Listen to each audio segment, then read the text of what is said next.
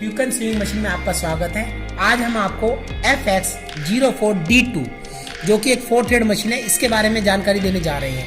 ये machine auto running कैसे करती है आज हम आपको ये बताने जा रहे हैं। देखिए सर, P और माइनस दोनों बटनों को एक साथ दबाएंगे।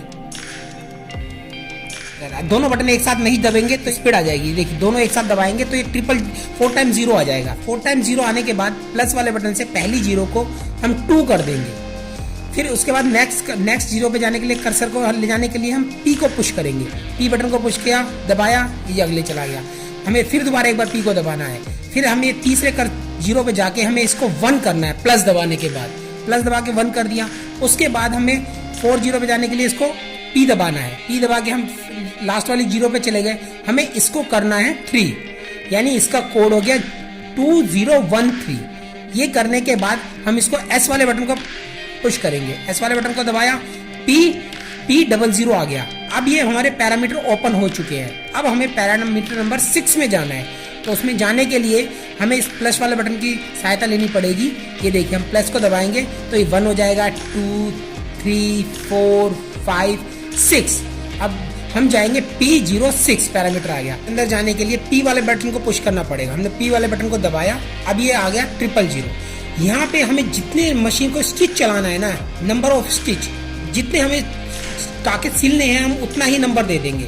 इसको प्लस को दबा के हमें सपोज कि हमें 30 टाके सिलने हैं तो हम इसे 30 कर देंगे। यहाँ पे प्लस की सहायता से ये देखिए, ये करते हैं। जितने हमें चलाने हैं स्टिच, हम उतना ही इसको नंबर दे सकते हैं। हमने 30 कर दिया। अब इसको सेव करने के लिए हमें P को दबाना पड़ेगा। हमने P दबा दिया। अब हमें ये 30 टाके हो गए हैं।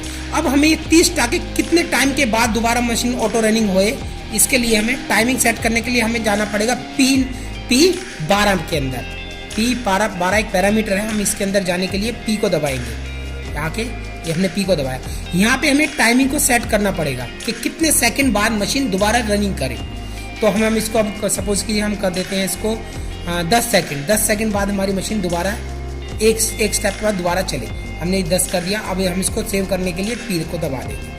अब हमें ऑटोमेटिक चलाने के लिए नंबर 10 के अंदर जाना पड़ेगा।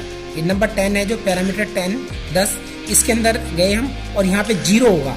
हमें इस 0 को 1 कर देना है। 1 करने के बाद हमारी मशीन ऑटोमेटिक रन करेगी। अब हमने ये कर दिया है। अभी देखिए,